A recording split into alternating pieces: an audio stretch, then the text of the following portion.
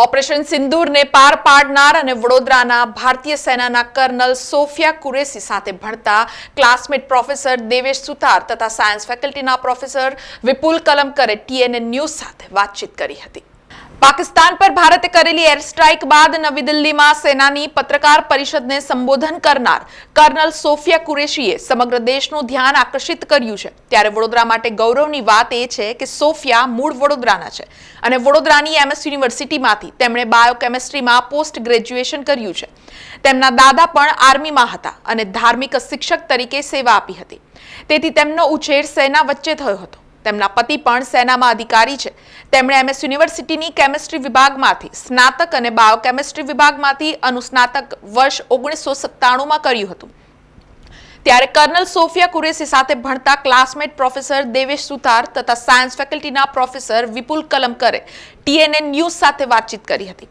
સોફિયાના classmate Devesh સુથારે જણાવ્યું હતું કે સોફિયા ખૂબ મિલનસાર સ્વભાવની હતી। સોફિયાનું પહેલાથી જ આર્મીનું બેકગ્રાઉન્ડ રહ્યું છે। આજે અમને ખૂબ ગર્વ છે। સોફિયાએ દેશ, વડોદરા અને MS યુનિવર્સિટીનું નામ રોશન કર્યું છે।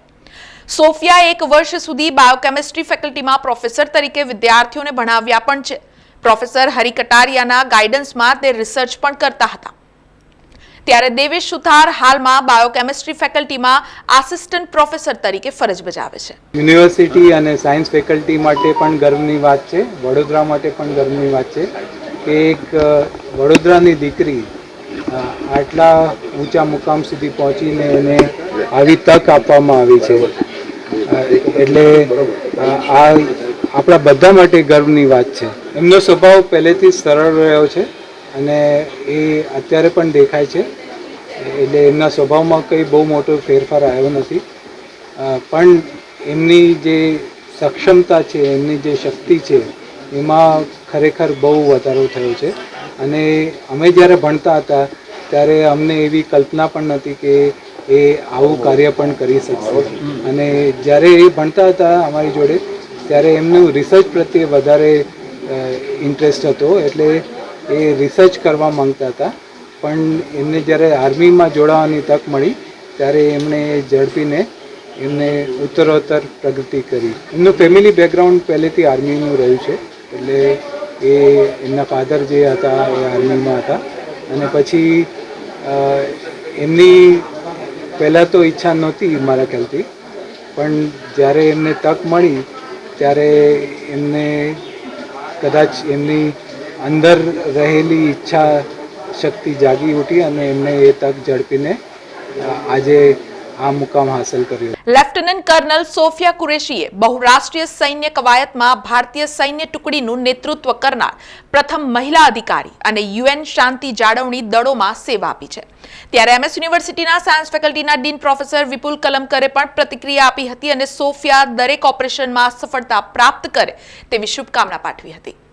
ભારતીય સેના માટે પણ પુષ્કળ ગર્વ અનુભવીએ છીએ। એમણે આખા દેશની લાગણીને વાચા આપી છે। આજે સફળતાપૂર્વક દુશ્મન દેશ ઉપર સ્ટ્રાઇક કરીને, અને એ પરાક્રમની અંદર સોફિયા કુરેશીએ જે લીડરશિપ ભજવી છે એ જાણીને તો પુષ્કળ આનંદ થયો છે।